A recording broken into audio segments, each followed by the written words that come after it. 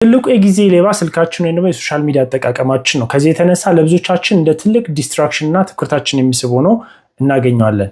እኔ ስልካችን እንዴት መጠቀም እንዳለብን የጠቀሙኝን 3 ነገሮች ልንገራችሁ።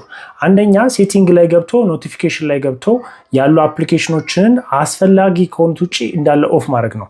የብዙዎቻችን ሴቲንግ ቴሌግራም፣ ዋትስአፕ እያንዳንዱ ነገር ኦን ነው። ስለዚህ እያንዳንዱ ሜሴጅ ሲገባ ኖቲፊኬሽን ይሰጠናል። ከዛ የተነሳ በቀላሉ ዲስትራክትድ እንሆናለን። ሁለተኛ ደግሞ ሴቲንግ ላይ ገብታችሁ ዲጂታል ዌልቢንግ የሚለው ላይ ብትሄዱ እያንዳንዱን አፕሊኬሽን በቀን ውስጥ መጠቀም የምትፈልጉትን ታይም ሪስትሪክሽን ማስቀመጥ ትችላላችሁ።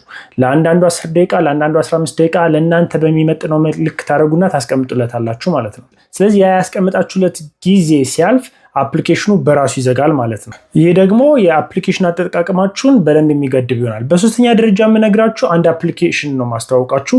ዋንሴክ ይባላል።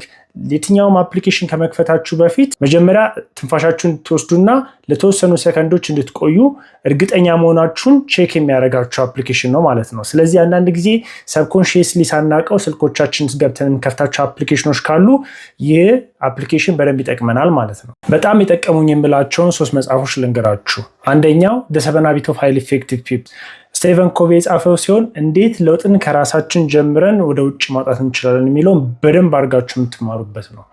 ሁለተኛ ስታርት ዊዝ ዋይ ሳይመን ሲኔክ የጻፈው ነው። መሰረት ያለውና ጠንካራ የሆነ ለውጥ ማውጣት የምንችለው ዋይ የሚለውን ጥያቄ ከመጠየቅ ነው ብሎ በደንብ ያብራራዋል። ሶስተኛ ባውንደሪስ ዶክተር ሄንሪ እና ጆን የተጻፈ መጽሐፍ ሲሆን ትክክለኛ የሰው ልጅ ባውንደሪ የትኛው ነው? መቼ ነው መቼ ነው የስ ማለት ያለብን? መቼ ነው መቀበል፣ መቼ ደግሞ የስ መቀበል አለብን የሚለው በደንብ አድርጎ የምትማሩበት ነው። በአራተኛ ደረጃ ኢሞሽናል ኢንተለጀንስ በዳንኤል ጉልማን የተጻፈ ሲሆን ስሜት ብልህነትን በደንብ እንድትረዱበት የሚጠቅማችሁ መጽሐፍ ነው።